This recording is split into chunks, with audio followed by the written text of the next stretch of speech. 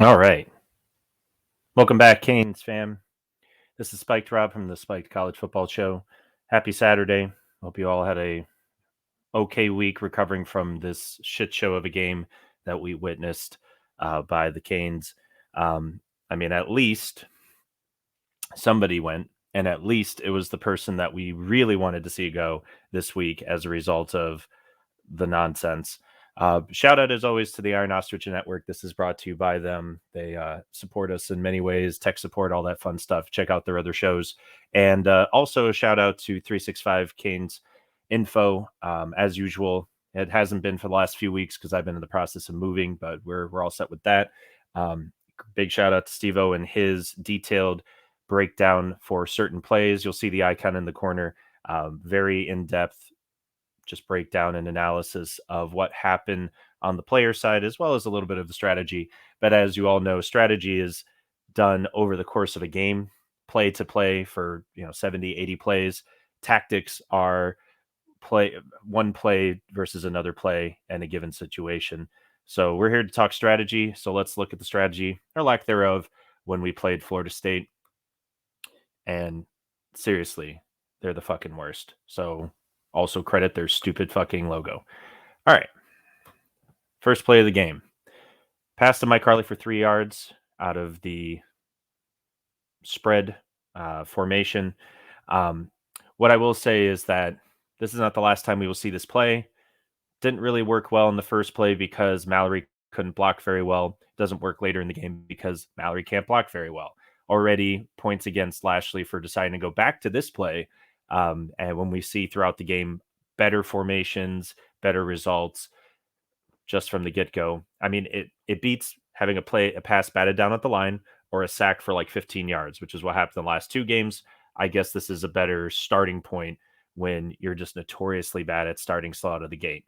But this is pretty much the best play we get out of the entire first quarter. We passed to Rambo. I think he was under pressure here, not even scrambling, but stepping up in the pocket and kind of floating it out there to get Rambo 3 yards. And then pass down at the line of scrimmage, intended for Charleston Rambo. I don't even know why I did the screen out there because it was actually intended for further downfield.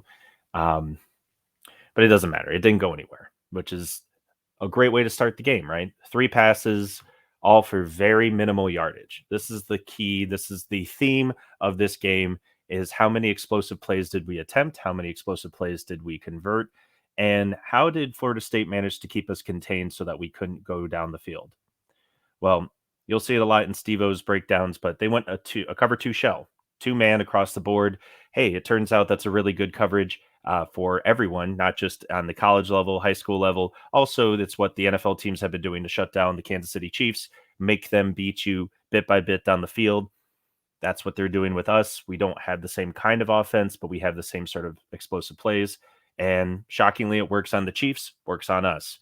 So get the ball back, 7-0. Play action. We tried to do a designed rollout, and then he threw it back across his body to Mallory.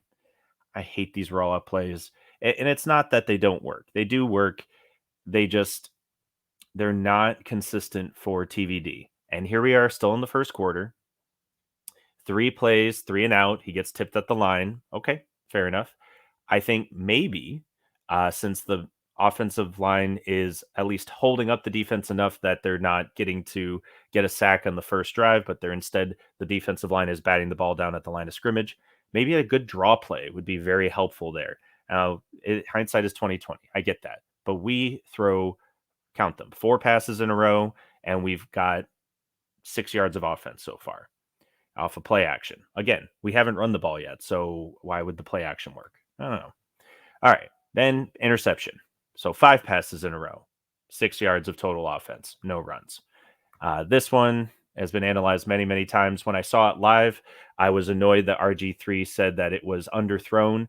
Having watched the replay and watched 365 take a look at it, I'm still annoyed that RG3 said that it was underthrown. It was not. It was high and behind, wildly different. I understand that he didn't step into it.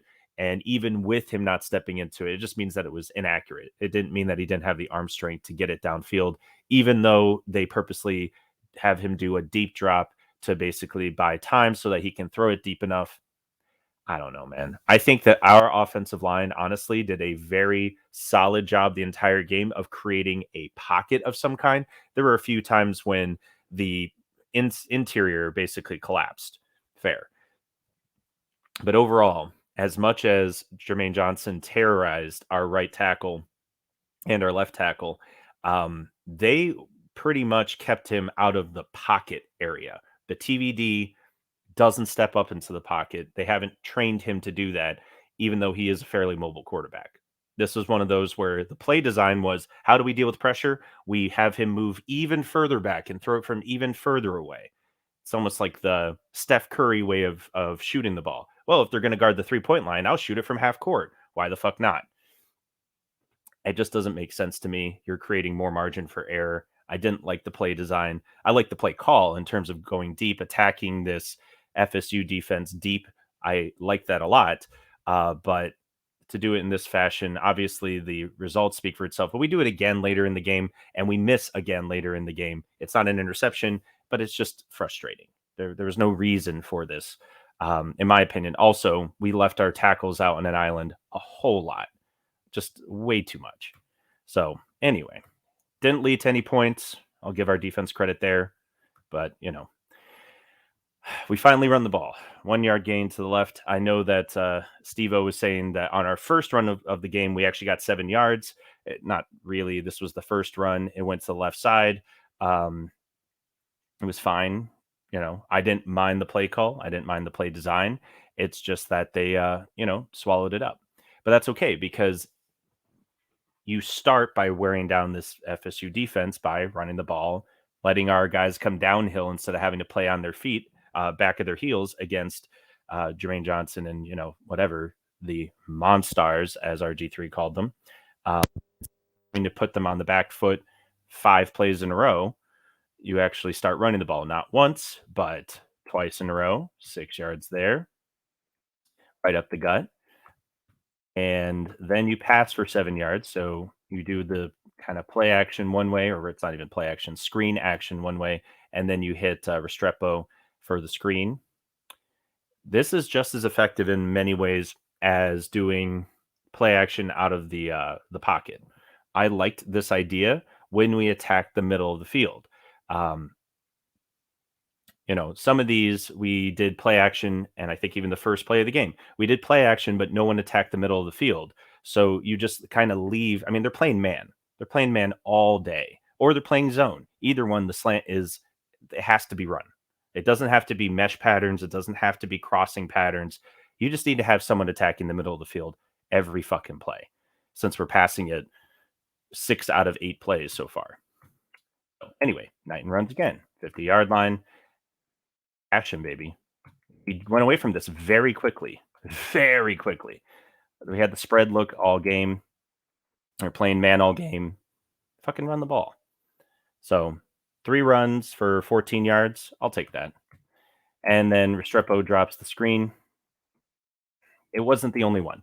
All of the other ones that were so far contested, I believe 2 of them were not drops, but they just weren't. Our receivers were not attacking the ball very well. And this is kind of going back to that passiveness that we saw last year from our receivers. This year's receivers have been much better with that. But it seemed like after X dropped this pass, they basically took him out of the game. He was still in there, but they didn't target him at all after this. So Knighton runs for 2 yards off again, trips right, run left. Okay. 3rd and 1, 4th and 1. This time you bring in my dude, Arroyo, and he's off the left end, and he gets 2 more yards on 4th and 1 for a first down. Good play call. Now, I will say, up until this point, several of the runs that didn't work, and we've had several that did work, the ones that didn't work were because Mallory couldn't get any sort of push on the line. And I'm not here to call out Will Mallory. I am here to call out the fact that Arroyo is on the field like 4 plays out of 75. 4. Why? Why is he not worked into the rotation more? I don't know. It doesn't make any sense to me. Let's just take an example of this play. Both of them are on the left side. Both of them are blocking. You got a Mallory right there. You got a Arroyo right there. Now, bear in mind, Mallory started on the line of scrimmage. Arroyo did not. And I know that Mallory's blocking potentially a heavier guy, defensive end versus a linebacker, though in this 3-3-5 that Florida State likes to run, it's all kind of the same. But here's the part that I want to show you. As we go down the line, so just before this, Rooster's right behind him. He's trying to get to the hole. They've bracketed it open. There's actually a pretty big seam here. It's not great, but there's enough there not just to get the first down, but potentially to break something. Here we are at the point of attack. Mallory is no longer blocking anybody. His guy has already gone down. He has allowed him to come across his face, and somewhere in there is Rooster getting tackled by Mallory's guy as well as potentially other people. Arroyo hasn't stopped.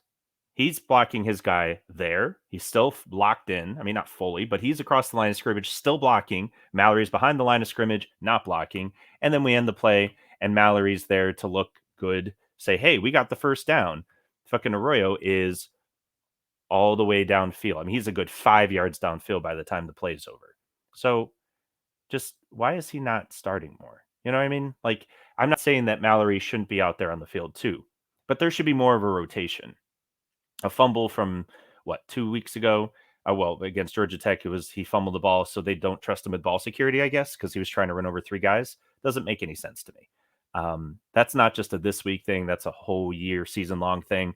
But this is, like I said, someone is stopped and someone is going.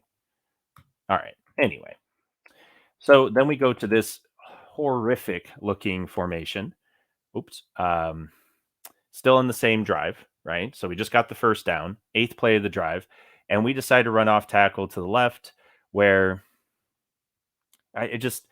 you start Knighton so far back that he's never going to get to the line of scrimmage unless you've opened up a big enough hole that he could get an extra 5 yards out of it had you just run from a normal formation.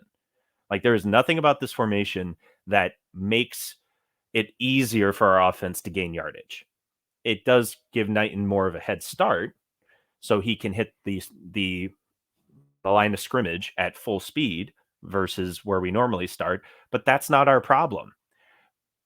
If you want to create explosive plays, you don't create it by starting your running back further back so he hits the line of scrimmage at full speed. You get him into space, and we see that later. You get these guys into space, and they will make big plays happen. It's not about you don't win the line of scrimmage by giving your running back more speed. You win the line of scrimmage by giving him space to hit the holes that are there and also to let your linemen run downfield instead of having to block at the point of attack on the line of scrimmage for longer because you're waiting for your fucking running back to go the extra 4 yards that you started him back for. Like, you really want to give your running back full speed hitting the line of scrimmage, you go under center and you run an I form. You do that because that actually helps your running back get power and push. Not by starting in the shotgun or pistol and then moving him even further back. He's got to be about 7 yards off the line of scrimmage when the ball is snapped. It's fucking stupid. So he gets no gain. Mallory, again, point of attack. He's not going to push anybody off the line. That's just not who he is. He's better at other things, and that's fine. But anyway, so then this pass was intercepted, returned for 2 yards. I call it a drop because Harley had both hands on the ball. Then he got hit hard and he loses possession. That's a drop in my opinion. I understand it was a freak play. I'm not here to harp on Harley, but it was not a bad pass from Tyler Van Dyke, and it should not have led to an interception. It still is counted as an interception, but it's technically a drop by Harley. And Harley knows this. He gets hit hard on every slant that he runs across the middle. I mean, he gets hit later in the game, as 365 pointed out, and that's fine. You're going to get hit. You got to hold on to the ball. If you don't, then it's considered a drop as far as I'm concerned. So that play also ends in interception. So then incomplete pass to Keyshawn. We get the ball back again. Defense stopped them. All right. This one was one of those plays. This is the one where we did play action and nobody attacks the middle of the field. I mean, this play action hit the middle of the field on the slant not only works, it makes strategic sense. You pull in the linebackers and you throw behind them. Here, we throw to the edge of the field, even though it's on the hash, so it's not like all the way to the edge of the field. But the corner doesn't give a shit. He's playing man, so he doesn't care at all about the potential run. So his job hasn't changed one iota, and you haven't really done anything with the play action. It doesn't achieve anything. You don't get some sort of advantage from the fake. So what are we doing? Anyway, so then we get the false start on Jared Williams. I mean, between our offensive line and our defensive offsides, I think there were out of the 14 penalties we had, at least 8 of them were 5-yarders of jump offsides or false starts. I mean, our offense obviously didn't do it as much as our defense, but that's just so poor in terms of discipline. To have it that many times is just terrible. Um, just terrible. So anyway, so then we come back out and we do a beautifully designed slip screen. Now, how far is Knighton going to go? I don't know. But even after he dropped the pass, picked it up behind him off the bounce, he still was able to get 10 yards downfield running after the play. I know it was blown dead, but he was so open that he could have fumbled the ball, picked it up, and run for 10 yards. And because it was a forward pass, he wasn't allowed to do that. But that's how fucking wide open he was. Obviously, that's not a strategic problem. That's not a tactics problem. That's guys letting the moment get to them. This freshman class dominated when Florida State came to play last year, but that was in Miami. They weren't ready for Doak Campbell. None of the guys on this team were ready for Doak Campbell, and I would include the seniors in that, the upperclassmen. Maybe Harley showed up ready to play, but again, he did technically drop a pass for an interception. I just don't think any of these guys were ready for that first quarter, for the first half, for any of it. And so then Jermaine Johnson gets the sack and fumble. It was just bad.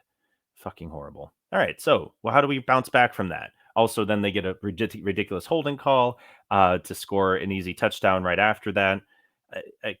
Would we have stopped them? I don't know. But certainly the momentum is all in their favor. So we come back out with just a shitty fucking design.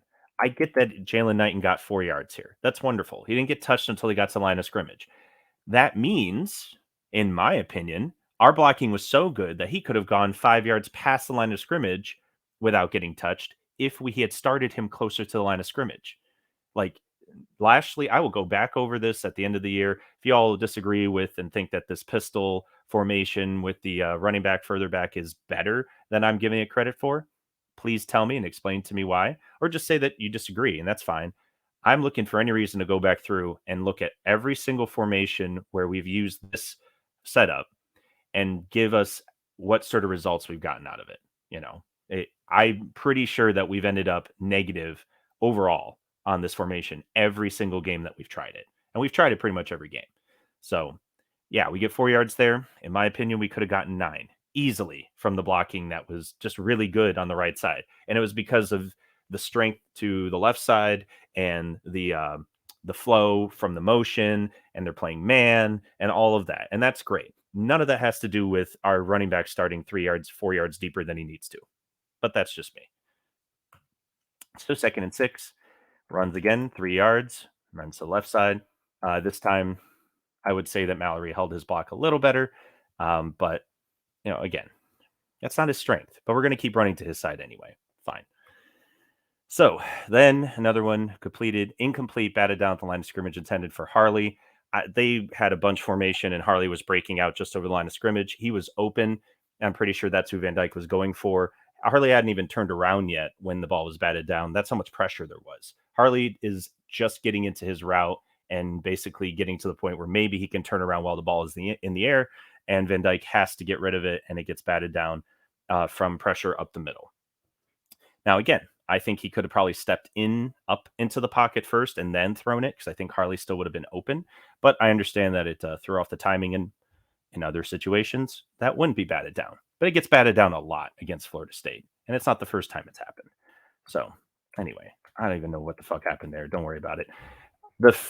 So, in one quarter, we managed to have 3 turnovers and 2 punts in one quarter. So we had the ball 5 times. Most of the time, we get the ball maybe 3 times in the first quarter, maybe. And it's important to start off well. This is the opening of any strategy. And we came out, aggressive is not really the right word. I basically lined this up with the wayward queen attack in that We tried to throw the ball so many goddamn times in, and it led to 3 turnovers. It's not that we were bombing the ball deep every single play and we didn't give a fuck.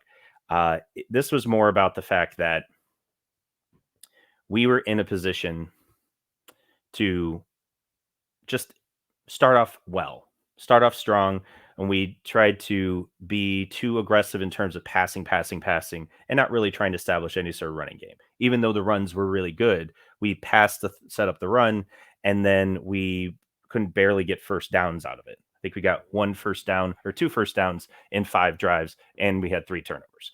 So just to show you what normally happens on a chess strategy, when you're overly aggressive with one piece, especially the queen, you end up basically putting her in a position where the shit's just wide open. So just as a starting point, Black doesn't even have to do this. He decides to do this because he has the ability to, because White has fucked everything up already by being too aggressive, putting the queen in harm's way.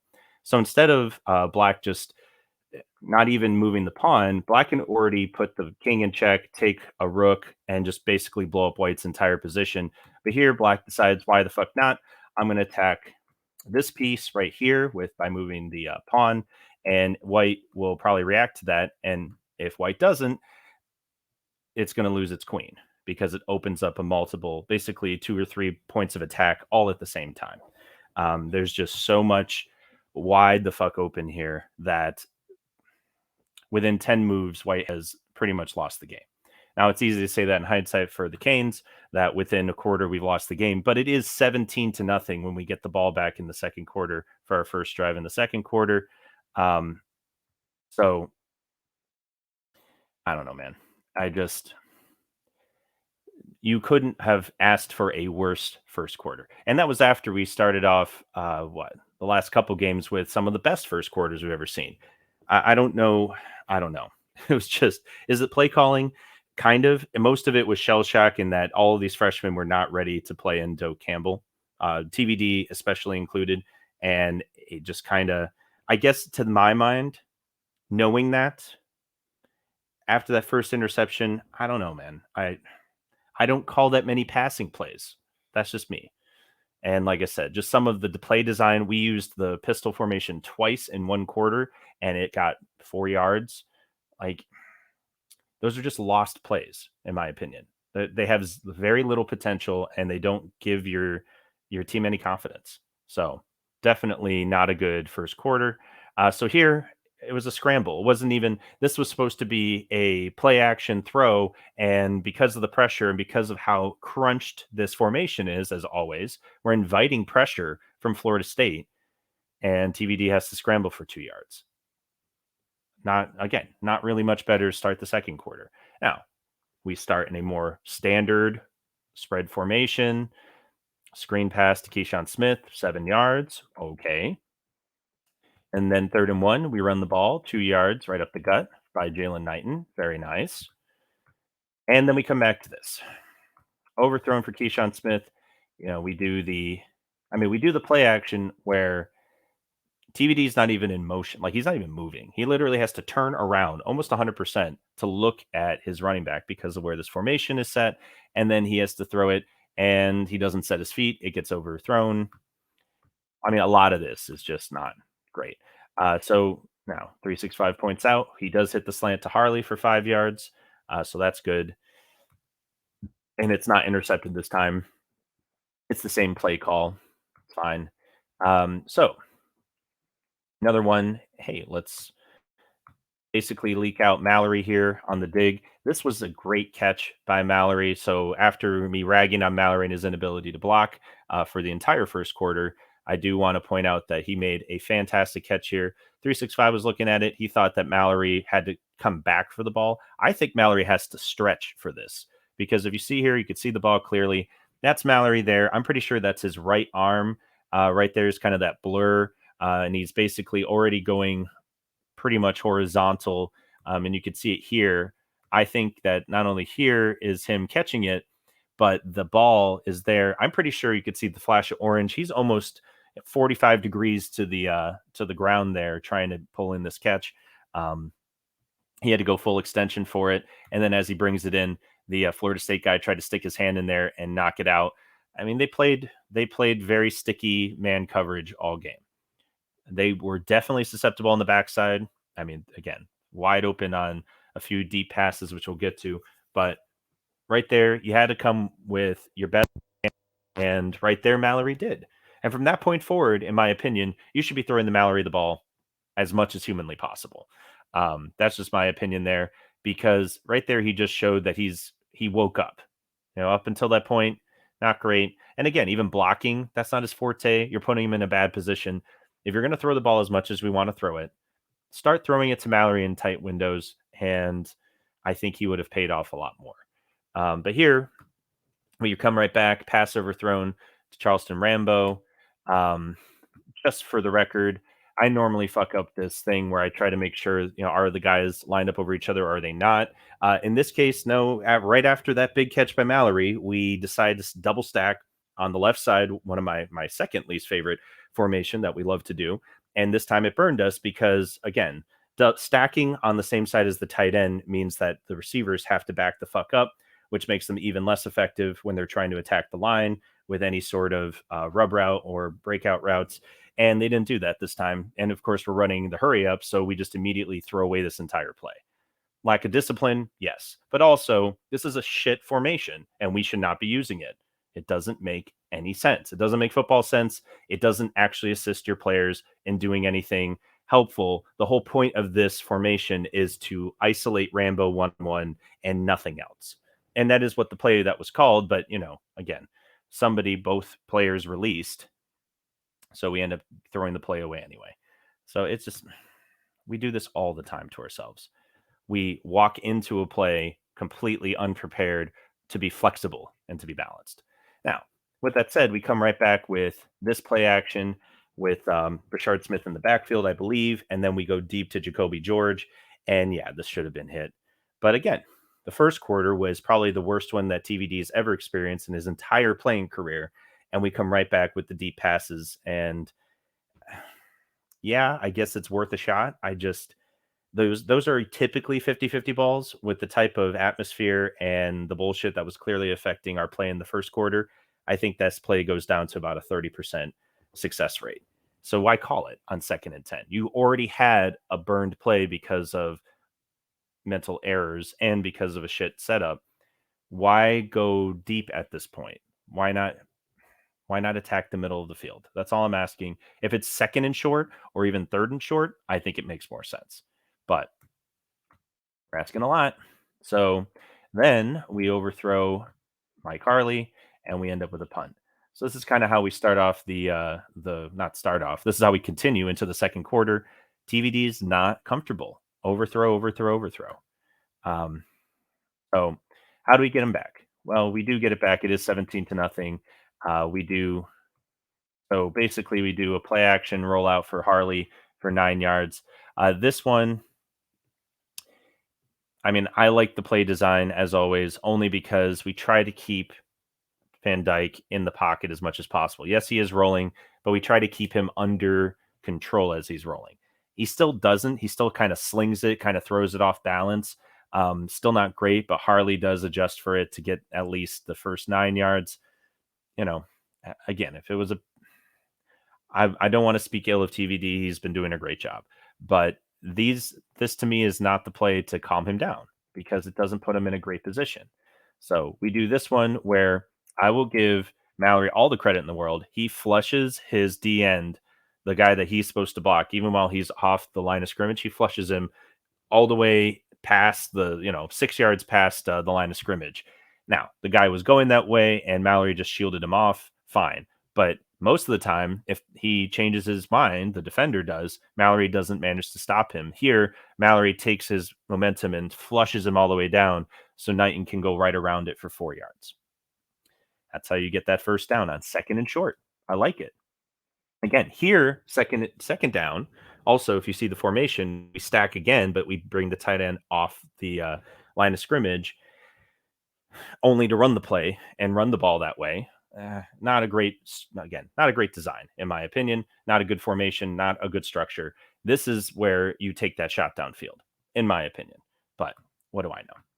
Here we do this is where we take the shot downfield instead. We say, fine, we hear you, spiked Rob, and you don't know shit. We're going to do Wildcat, reverse, pass to Will Mallory. Play design is very similar to Pittsburgh, but we even take out the middleman so we don't have to worry about that. This honestly was perfect because all it did was confuse the fuck out of Jermaine Johnson and slow him down with plenty of time for Van Dyke to get this pass off, and then a great block by Restrepo to keep him from ever even getting close to Van Dyke, which is great because Van Dyke literally lines up kind of out of the motion. He lines up on Johnson's side, like Johnson's somewhere over on the left side of the formation, and we managed to forestall him by running away from him where he has to wait and be the edge contain. And then we do the reverse, which is what you always have to wait for. You wait counter boot reverse. We run the reverse at him, which makes him stay even longer, and then we do the pass over it. Perfect play design. It just took us most of the second quarter and all of the first quarter to come up with it. So, all right. So then we run for no gain. Why not? We're in the red zone. So that means we sucked again. Like, this is just what we do. We run in here. In my opinion, Rooster didn't pick the right hole. He did this a couple times where he ran at the side where Jermaine Johnson was. Like, I don't know. We'll get there because there are other issues of it or instances of it. But this is a zone blocking scheme. He's coming from right to left and he decides to cut it back or basically bend it back on like a counter play into the best player that Florida State has. It didn't make any sense to me that he would bend it back that way. If anything, he should just keep going. Again, we're running trips to one side, the strengths to the right. That's where Johnson's going to be 90% of the time. And I just don't think Rooster even thought of it. He just thought he saw a hole. I think the blocking was actually pretty good across the board. He just made it more complicated than he needed to. So how do we fix that? I don't know. Maybe, have an actual offense that makes sense in the red zone because this isn't it. Power spread doesn't make sense when the field is compressed in the red zone. And we show that every single week. So here Van Dyke runs for 3 yards. Now this is a designed QB draw, and I am here for it. If we had run this on first down, I would have been ecstatic because then it really would have fucked up Florida State and we would have gotten the ball to the 5-yard line for second and goal and maybe run it for real and get it even closer. So third and goal, we're on the 2-yard line, 3-yard line, something like that. Said third and goal from the 5. Yes, it is completed to Keyshawn Smith. It's basically the inverse of the play that I love so much to Harley of running the dig pattern or the fade to the outside. This is pretend to run the fade on the outside by Keyshawn and then basically diamond route, diamond cut back into so that it's behind the defense. And all he needs is inside leverage on the corner, and he's got that all day. I love that idea, and I love the way that the play was drawn up. It's a very good because we're running drags and slants and digs across the middle, and even running a mesh route or rub route underneath, just so that if everything goes to shit, you can always try and dump it off to Rambo and see if he can't get that extra couple yards. But the whole point of this is that you are compressed. You're already in a compressed part of the field. So we're not trying to power spread here. We're trying to keep it nice and contained and trying to create confusion among the defense. And really the entire purpose of this is to hit the slant in the back. Here's what I'll say about all that at the end of it. At the end of it, it's a lot of eye candy for a very simple read and simple throw because that's the best that we can hope for because we don't have a strong red zone offense, and everybody knows it. And it comes back to bite us later, but we at least get on the board here. We get the ball back in the second half, and we overthrow. I mean, they decide to bracket. They decide to be more aggressive because they haven't been burned on a deep pass yet, except for a trick play to our tight end.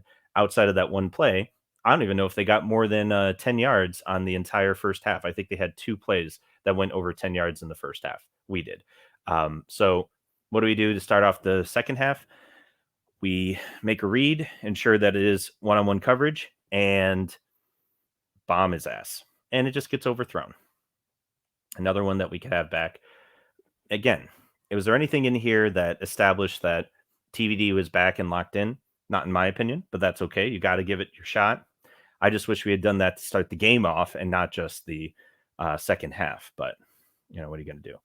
And then 365 sums it up perfectly. The only thing that I will add to his analysis is if you look at this formation, everything is to the right.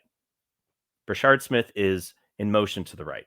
You bring back Arroyo after he did a great job blocking, and you start him in the running back slot next to TVD so that he too starts blocking from 5 yards deep.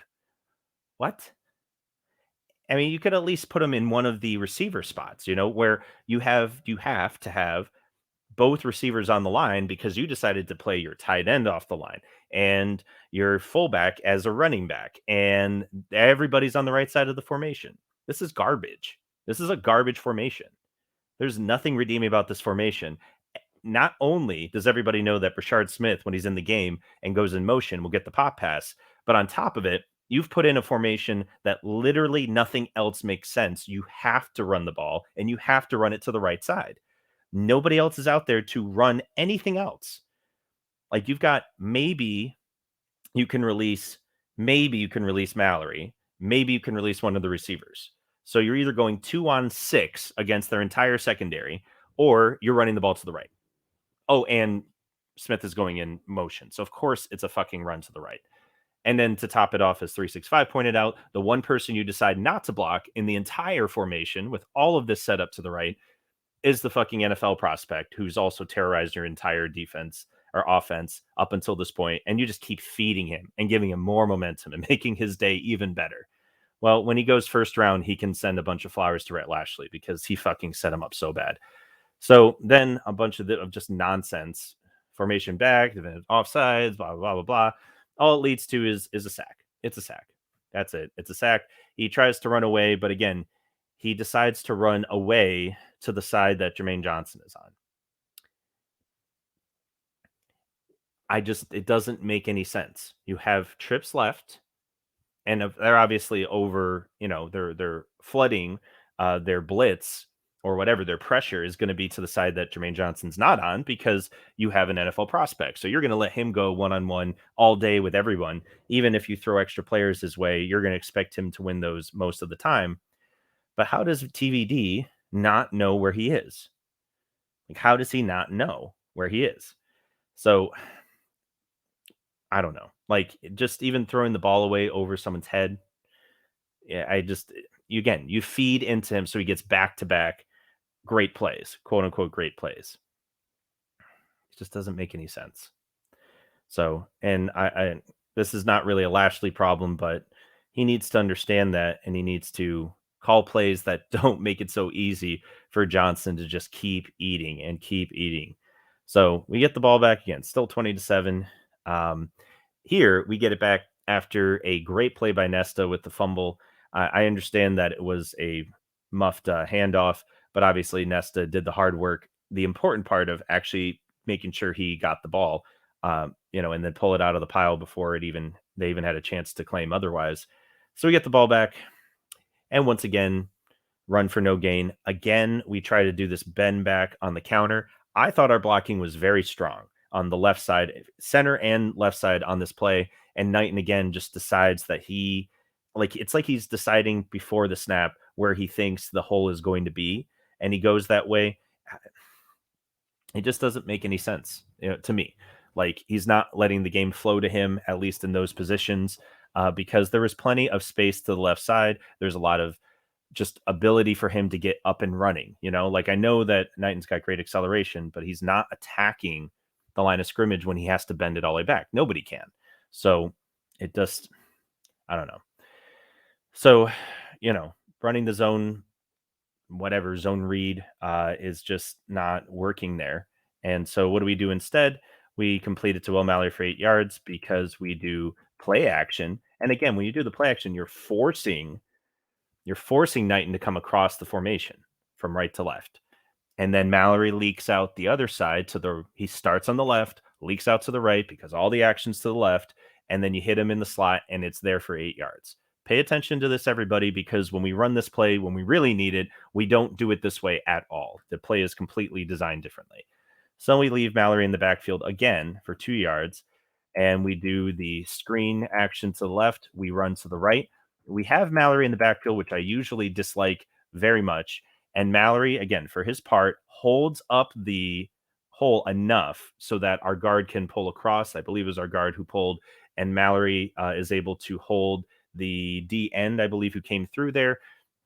All he had to do is hold him up because the play is going away from him. We're not using him, Mallory, at the point of attack. It works. We get the first down. Knighton is able to come across the formation from left to right and have enough, I would say, momentum, acceleration by the time he gets to the formation that he's able to push through. These are all just basics, in my opinion. This is the way that we should be running 90% of our run plays and making it not giving really an option to Rooster to say, hey, you get to pick wherever you want to go.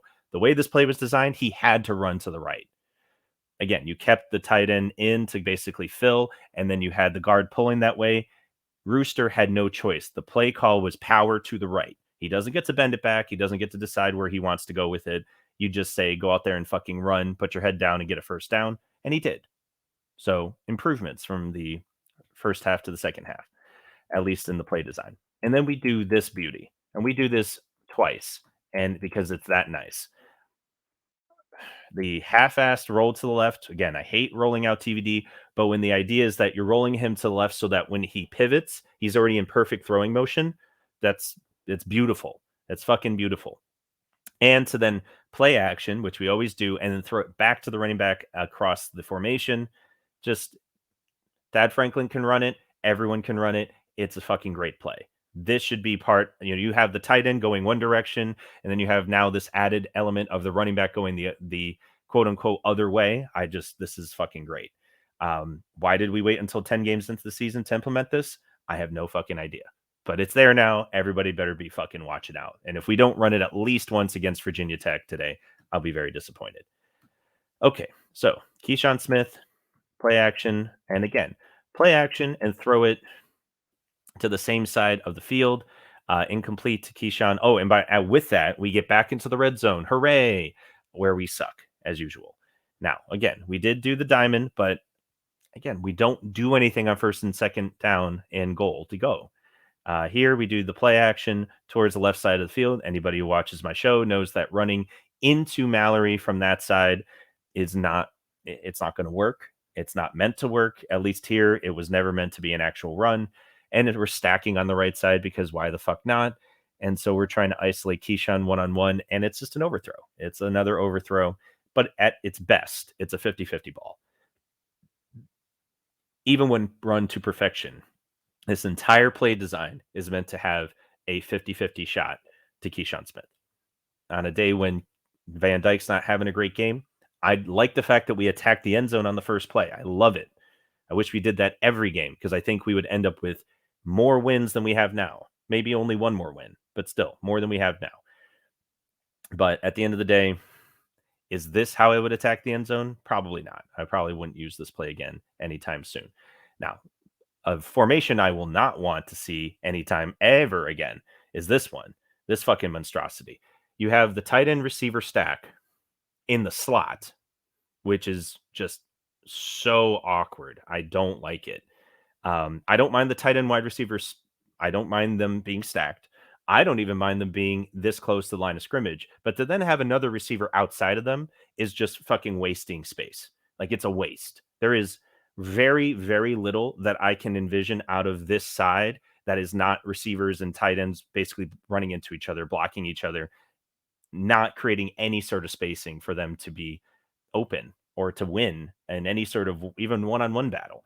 You could cover the entire left side of our formation with one player. You could, because you're just basically going to start on Mallory, and as soon as he comes off the line, you let him go to the linebacker inside, and then as the corner, you go block and cover the corner deep. Like you could play this and cover everybody on this side of the formation in a cover 3 shell, and it would be fine. It would be totally fine. So anyway, he ends up being under pressure. We also play action out of it, which makes it even worse because now the defense can all bite in on this, and I don't know what you're hoping for. Van Dyke, I watched the play several times. I still have no idea what we were attempting to do.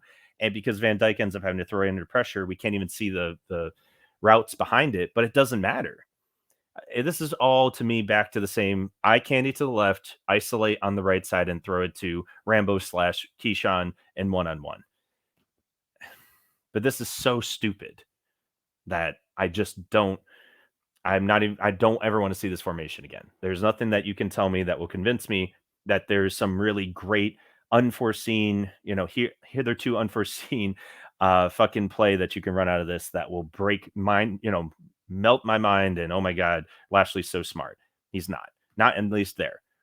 Now we come back to this, a more standard formation, a more standard spacing.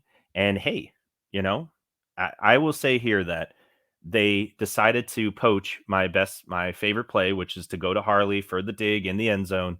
And they drop the corner and they leave the safety over the top to try and bait him into throwing there. So he's basically bracketed. Beautiful. Keyshawn Smith is open here. And when I watched the replay from the other angle, Keyshawn Smith gets both hands on this ball. It's a pass. It is off spacing. Like it should have been thrown to the outside for Keyshawn because he had outside leverage and it was thrown to the inside. But the defender did not actually get his hand on the ball to tip it. He went for the ball. I don't think he got more than a finger on it. It hit Keyshawn in both of his hands, but because maybe it was slightly tipped before it got there, or even the ball coming out kind of looked a little wobbly in the air, as a little bit of a fastball. It bounces off of his hands and pops up in the air, both of Keyshawn's hands up into the air and over both of the fucking defenders to Harley. In my opinion, not a bad play design because you force the defense to commit two defenders back there for Harley running my favorite route. That doesn't mean that Harley is the go-to receiver every time, but you just took two defenders out of the play to the very back of the end zone. The fact that they weren't back there and the ball tipped up to him back there is even more proof in my mind that you've just created much more space underneath by running Harley on that route. And then he hits it, like I said, Keyshawn could have caught that ball. Would he have gotten the touchdown? No, but he would have been right on like the 2 yard line, maybe the 1 yard line, depending on how he comes down with it, stuff like that. But it was right there for the taking. So nothing has changed. I still think that you need to run that fucking dig route or whatever sail route to the fucking back pylon with Harley every single play inside the red zone because we don't have anything better. We get the touchdown here. That's great. We go 2 for 2 in the red zone by the grace of God, but none of this was good play design up until 3rd and goal, in my opinion. Both play designs were they weren't great, and they're still not good because we're just not good in the red zone. We're just not good. So here we're in our other goal line, and so I will say hats off to Lashley for not running a stupid fucking run play from the 3 yard line like he would normally. He just said, "Fuck it, we're going deep. Take him, Rambo." 33 yards over the shoulder, beautiful pass from TVD. I think once he got that tip play, Tyler was just like, you know what? What's the worst that can happen? Let's fucking just throw it. Stop being so hesitant and placing it and all that. Let's just throw. So here he throws it to Keyshawn. Okay, I call this a drop. Keyshawn had a defender draped all over him, but it hits him in both of his hands and goes straight down to the turf. You're going to get hit anyway. You got to hold on to the ball because it happens again later. And then we run it again. Yes, beautiful. This time, we don't have the tight end. We have more eye candy to the left of basically saying, hey, we're running pseudo trips over here. Let's run the ball to the right. Nah, let's just actually roll to the left because that's where all of the guys are. We also never roll left. This is the part that Florida State did not pick up on. Tyler Van Dyke never rolls left. When he has rolled left now twice ever on a designed rollout left, he's literally only rolled about 2 or 3 steps and then done the half-ass rollout and pivot so he could throw it back to the running back. It was the only 2 times he's ever rolled out left, and it's been this play both times. So as I say, we should actually, I hate to say this, but if we want to make this play even more viable, we have to do an actual rollout left for Tyler Van Dyke. Heaven help us all, even if it's just a throwaway play. And, some sort of out route for 2 yards along the sideline, something to kind of make them feel like he actually can roll out left. And then we do this play and it'll be there for fucking 20, 30 yards every time. Anyway, So then we hit Rambo for 5 yards on the screen. We did not do nearly enough of these screens. I think we ran four of them all day, maybe five. And they all were they all were positive yardage. They all ended up with about 20 yards on the four screen plays, something like that. Oh, and so then false start by Zion Nelson, and then we run to the right side for 1 yard. This one, I believe this is the one that Jalen gets tripped up. So he actually does hit the right side of the hole. He's getting going, but the left side of the line caved a little too quickly, and the Florida State guy tripped him from behind. I could be wrong. There was one of those where the right side blocked great, left side couldn't keep him out long enough, and we just kept going away from it. So we go back to Keyshawn Smith, a second time for him to get hit in the hands, and he drops it. Again, you just got to hold on to the ball. I know that it's easier said than done. I understand that they're beating the fuck out of you and getting away with murder. It's Florida State. You're playing in Doak Campbell. Man up. Like, that's all I could say. That's why it's a rivalry game. 4th and 11, this bullshit. So 4th and 11, running into the kicker. It was a little short. It wasn't actually a bad kick, but it was just kind of a line drive that went low, probably because he also got run into. Maybe not. I still think Borregales is going to be a fantastic kicker for us. He already has done good work for us. He's going to be even better next year. So then we do this move again. Everybody goes to the left, eye candy left. It's clearly man to man coverage, and they leave the safety deep. So then we run this 19-yard curl. Like, I don't know. We only needed, it was 4th and 6 by the time we actually snapped this ball. So it was 4th and 11. We get 5 yards. It's 4th and 6, and he runs 19 yards downfield for a first down. This is a great play by Rambo. This is a stupid play call from Lashley. Why are you running him 19 yards downfield? Run him 9 yards downfield. I'm okay with 9 yards, but going an extra 10 yards and making him really, beast mode the fucking defender, you're not going to get the play call. I mean, we find out later in the game, they're not going to call pass interference for you ever. They didn't all game. They weren't going to. It's a 50-50 ball. He came down with it. That's great. Why are you putting 4th and 6 on a 50-50 ball? It just, but then we followed up with, my favorite. He doesn't even get out. He barely gets the ball off. A part of this is because the entire, the line caves.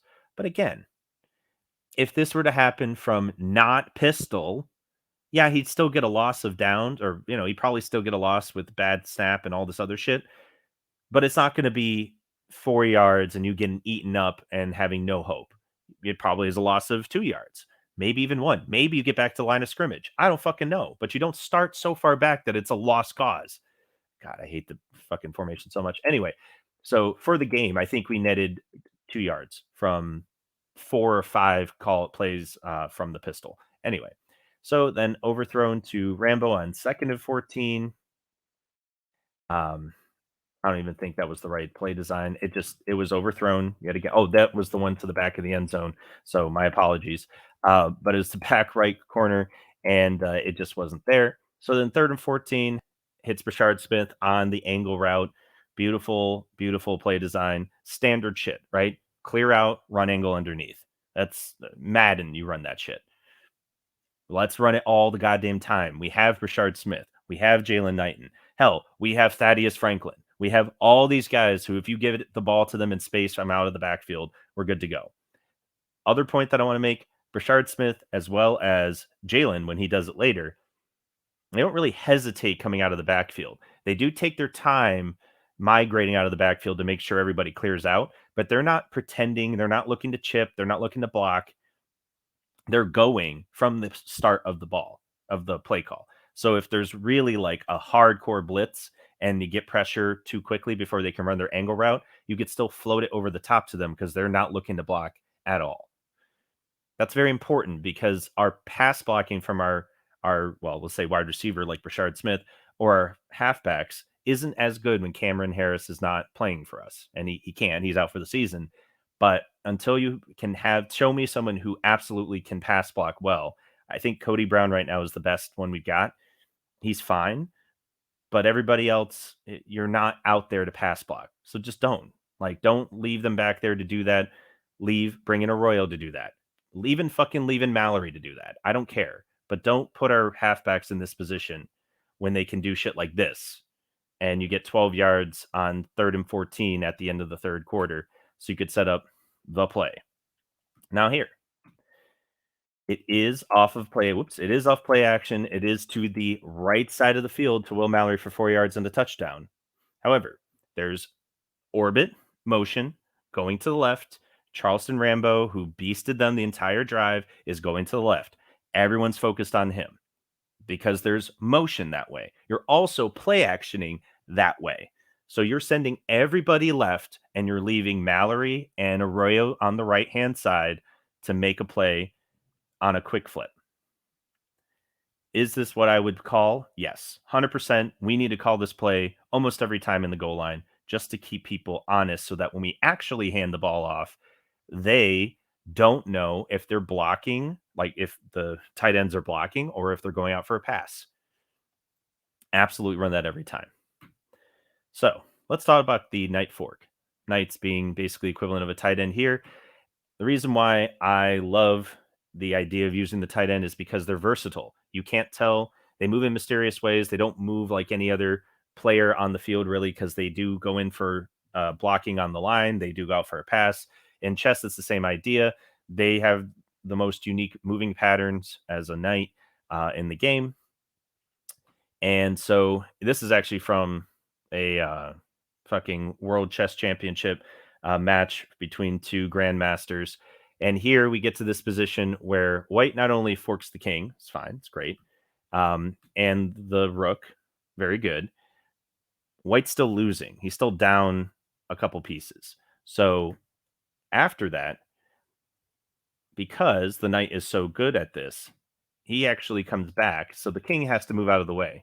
Now, in the game, I think the king moved the other way, but in this example, the king can move out of the way and the knight comes back and forks the king again and the queen. And now all of a sudden, white goes from being tied potentially to winning.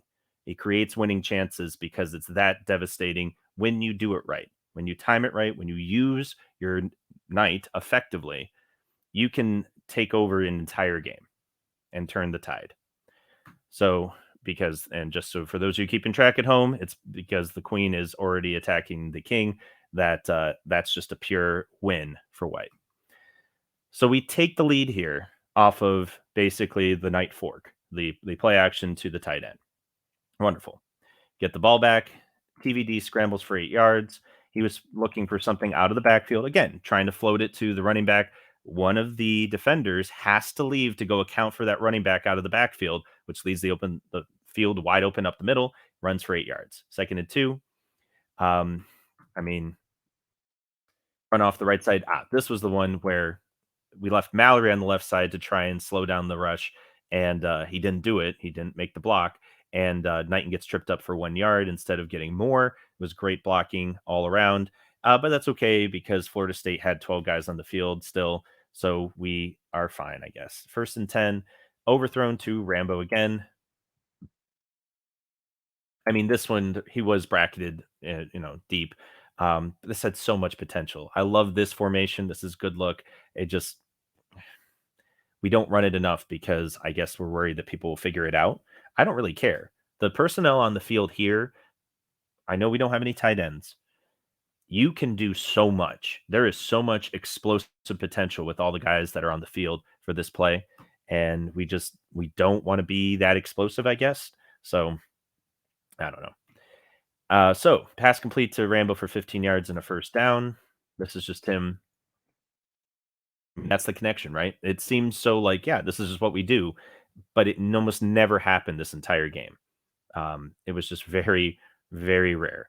So Rambo just makes a great catch. So then TVD scrambles. He takes it from the right side to the left side. Great blocking. The fact that Van Dyke was not only able to get outside away from the likes of Jermaine Johnson, etc., but then had so much space deep that he was able to just keep on rolling. That's just a huge testament to the pass blocking that the offensive line stepped up to do at this point in the game. Okay. As I say that, he gets sacked on the next play. Now, I will say here, you brought two tight ends. You brought in Arroyo and you brought in Mallory. They're on the left side of the field. You're coming back here, and everyone's going to look at our halfbacks for not blocking. Fair enough.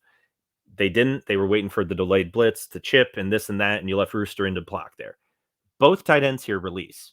You don't leave anybody in to help with the pass blocking on 1st and 10 at all. You bring them both in to look at like it's a big formation. You're going to run the ball. You're going to do. They don't even do play action out of this fucking formation. They just release both tight ends up the field.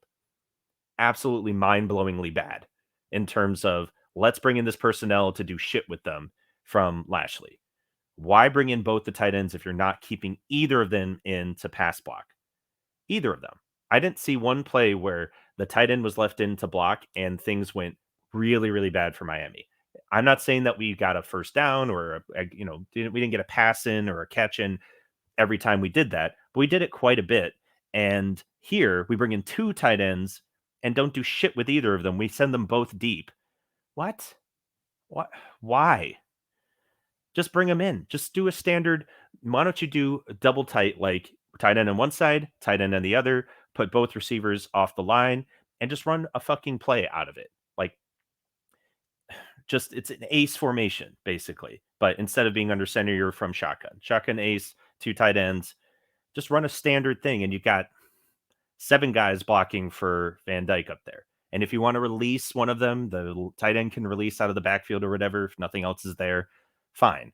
But you ensure that there's blanket out there, and then you've got your very fast wide receivers and your very fast, very quick, very dangerous, as it turns out, Jalen Knighton back there as well.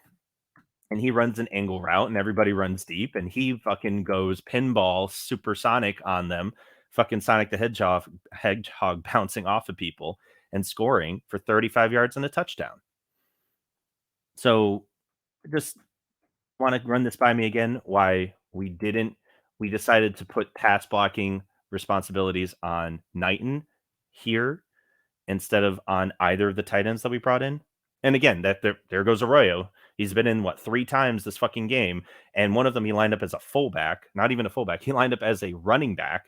The other one he lines up off the again off tackle, or rather off the line as the second tight end. And the first time he blocks, does a great job. Second time, well, again, he was lined up as a running back. Third time, he is released on a route with Mallory, so they're running next to each other down the fucking field. What do you I just don't know what they were expecting to have happen there. It was fucking stupid. Anyway, so after we score here, it's 28-10, guys. 28-20, I mean. We're up 8 points in the 4th quarter.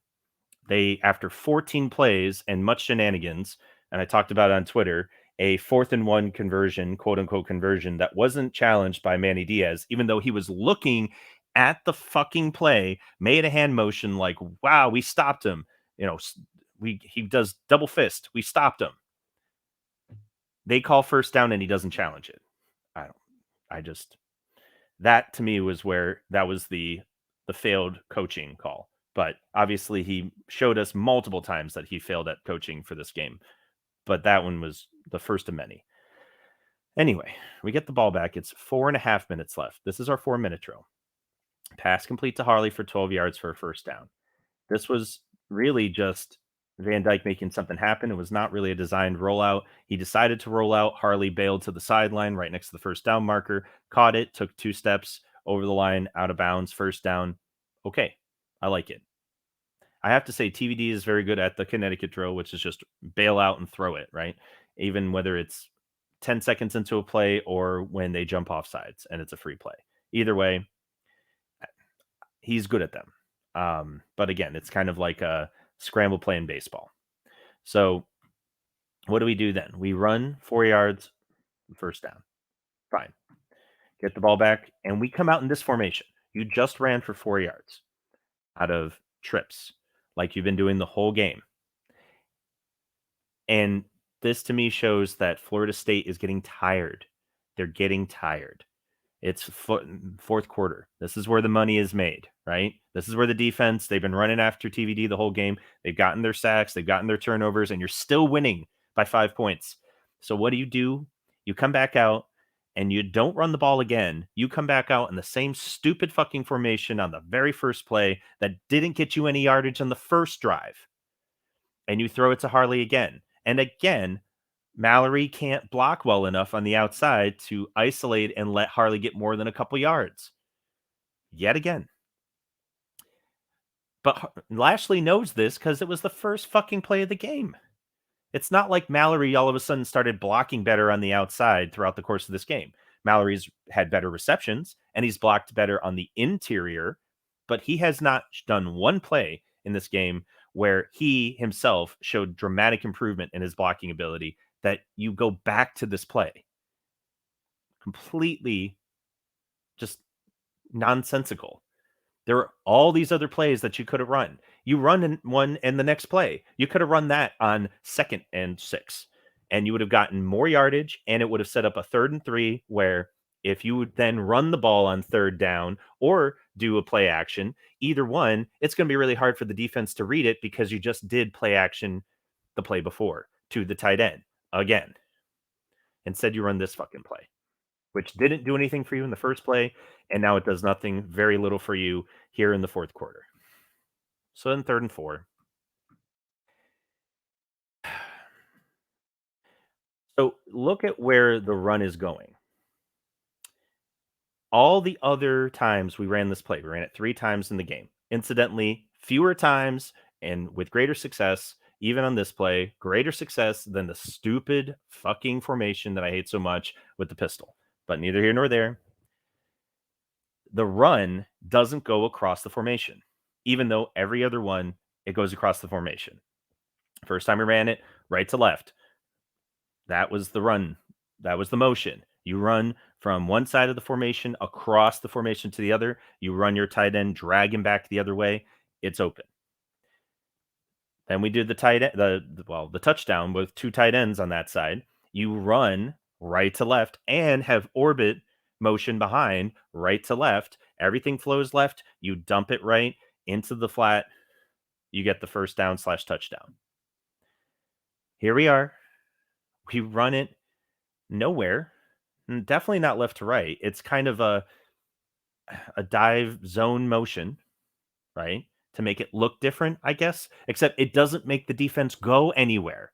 And this is to the short side of the field, which 365 pointed out very accurately. So left side of the field is the boundary. It's very narrow. There's not a lot of space out there. And you don't even run to the field side to force the defense to flow towards the field side, which again would make sense. You don't do that sort of action. You then throw it to the left side where there is not enough space, and you expect someone like Mallory to bulldoze someone, which he doesn't do, or outmaneuver someone to get 4 yards instead of 3, which he doesn't do. He just doesn't do it. Even against Pittsburgh, when he got the first down, he didn't do that with his athleticism. He did that by getting schemed open into the flat in a short side of the field. He was already open. He was already at the first down marker when he caught the ball. Here, because of the way the play is designed, Mallory never even sniffs the first down marker. He's still about 2 yards, 3 yards short when he catches it and has to struggle the rest of the way for that extra yard or two. Is that on Mallory for not running the route correctly? Or is that on the play design because he had no way to get out that far? He did not have enough space to maneuver to do that. Because when he did it against Pittsburgh, he started on the other side of the formation. So he's running full speed across and up. And he's basically running kind of this angle route towards the sideline. But he has enough space to actually go out and do it. He's not starting from a cold start on the left side of the field towards the boundary. None of this makes sense. Even on our own, like this is a new wrinkle that should never have been tried with the game on the line, 3rd and 4, with 2.5 minutes left in the fourth quarter. This is not the time to throw that wrinkle in. Here, very simple. Move the running back to the right side of the formation, play action him from the right to the left, pull the tight end across from left to right, put him into the fucking field where there's a lot of space, and you roll TVD out with him. And here's what happens. Maybe Florida State jumps all over the tight end. Maybe that entire play is blown up. So that's your first option eliminated. But now you have TVD, who has already shown that he can run with the ball, and all he needs to do is get 4 yards. Maybe he's still open enough. The field side is open enough for TVD to dive forward and get that first down. Maybe. Maybe they take that away too. They flood everybody over to the right side to make sure there's no scramble, there's no tight end, there's nothing, everything's shut down. Okay. The running back that you just faked it to will be open on the backside like he was the last two times when you rolled left instead of right and threw back across the field. Now you're rolling to your right where TVD can throw back across his body fairly easily. And that running back will be wide fucking open too. We already ran these plays twice, both of them, iterations of both of these things. If you want to do a wrinkle, you do that wrinkle where you combine them together, two things that actually work throughout the game and run it just like that. I'm not saying that I can do this job better than Lashley because I cannot, but that to me makes more logical sense in terms of a wrinkle that you want to throw in with the game on the line than this bullshit. This is not a well designed play. It's just not. And it's based off a play that is well designed. So it just reminds me of what fucking happens in chess. You get to this position where both sides have the ability to win and lose the game. And this is actually straight out of what Gary Kasparov talks about for his own fucking book on chess. Highly choreographed affairs, dozens of moves before checkmate can be achieved. Every move is vital to ensuring victory. So this is from one of Gary Kasparov's games. He's playing black, which is not good because Kasparov wins, and we are always playing as white as the offense. So what happens here? Well, white, they're basically tied. White has to try and get his pawn 4 squares to victory. And so he does this move. Again, in theory, that's just the move you make, right? You throw it to the tight end because that's the fucking thing that's been working the whole time. You push the pawn to victory. That's what you do as white. Apparently, according to the computer, according to people who analyze this game, this is just a bad move. Why? Because then black moves up here and white's king has to retreat. Not only does white's king have to retreat, it also forces what should have actually happened here is that white should have made sure that his base was solid and that before he went for the aggressive move. But basically, this is what it ends up being about 2 or 3 moves later. And now it's black's turn. White is completely pushed back to the one end of the board. Black is able to take this centerpiece and basically ensure with this rook here that no one is ever going to cross. The only way white can make any progress is to move the rook off the back line, and that allows black to get a queen into the game and inevitably win this game. This was between two very strong players, Kasparov and Korchnoi, and they were fighting to basically find out who gets to go be or fight for the world championship. They were the top 2 contenders. So even among the very highest levels of chess, you pushing to push does not make any fucking sense. And the thing that just, that's just what we've been doing. If you're going to do a wrinkle, do it right. All right. Anyway, so we come back out. And this was, I didn't even change the fucking score because fuck them. Just pass to the right, broken up. Rambo's looking for a fucking penalty flag, nothing. Overthrown for Keyshawn Smith, also looking for a penalty flag, nothing. You're never going to get anything. It's Tallahassee. They don't give you flags in Doak Campbell. And then here, I would say dropped. Dropped is a strong word. He had to throw basically back across the field.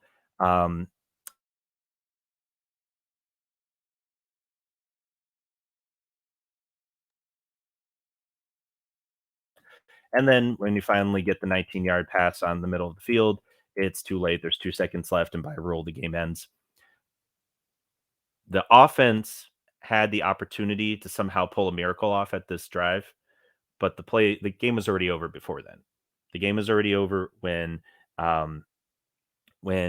we fucking didn't run the play that we had been running before in a way that made sense. And again, I get that maybe Florida State will be ready for it. That's a very fair assessment that we'd already run it twice. They're going to be ready for it because we've run it to the field side. Yes, but there are iterations off of that you can expect. You say, hey, I know you're expecting this. So here's what you're expecting plus more that you're not expecting. Those are all out there. And then, of course, 4th and 14, not using the timeouts, not just letting the guy score. Like, there are so many times, in my opinion, on 4th and 14, Manny Diaz needs to call a timeout. Why? Because that's when you insert yourself into the game. I've been saying this since fucking Michigan State. You insert yourself into the game when you have you have a very tense atmosphere with a lot of pressure on your players who are all very young men. You don't leave them to just figure it out on their own. You just call rush 3, drop 8, like everything's going to work out fine, because that's worked out fine for every fucking team under the fucking sun. Clearly. No, fuck that. You take the timeout, you calm them down, and you say, look, guys, if the play call is you drop 8, we're dropping 8. And this is where we're going to live and die. I believe in you guys to knock the pass down. But if you don't, let them score. We'll get the ball back with 2 timeout or 1 timeout and a minute left, and we'll be able to go down the field and rely on our offense to come up with a big play. Instead, we end up in this fucking nightmare twilight zone of they get knocked down at the 1-inch line, and then we are playing chicken with the time and the clock, and you're expecting Florida State to call a timeout. Well, if they're not going to call a timeout, fuck them. Make them call the timeout when they can call the timeout. And, maybe they'll fuck it up and they'll wait till it runs down to 10 seconds. And then there'll be a 10-second runoff if they decide to fuck up and jump off sides, for example. Florida State could have very easily fumbled away the game on the 1-yard line. Absolutely. But Manny had to keep his nerve long enough to outdo Norville. And he wouldn't do it. Because why would he? So, I don't know, guys. At the end of the day, it's sickening to watch. We've lost our AD because of it. And honestly, it was time. Best of luck to wherever he goes. Hopefully he's not athletic director for anybody else. But, whatever. The way we win this game this week is we don't overthink it. You just go out and you sling the fucking ball, TVD. You do what you do. And you don't overthink it. And we will end up being up a lot in the game, I'm sure, if we just do that. And if it does come down to a close game, because inevitably that's what we do almost every single game this year, then fine. You have to call the plays that will work, not add wrinkles in at the end that people, whatever. You need to make sure your guys can execute the plays properly. And too often against Florida State, we didn't even put our guys in a position to execute the plays properly. So, fucking terrible. I think that we will win today. I don't think it'll be a fun game. I think it'll be pretty ugly.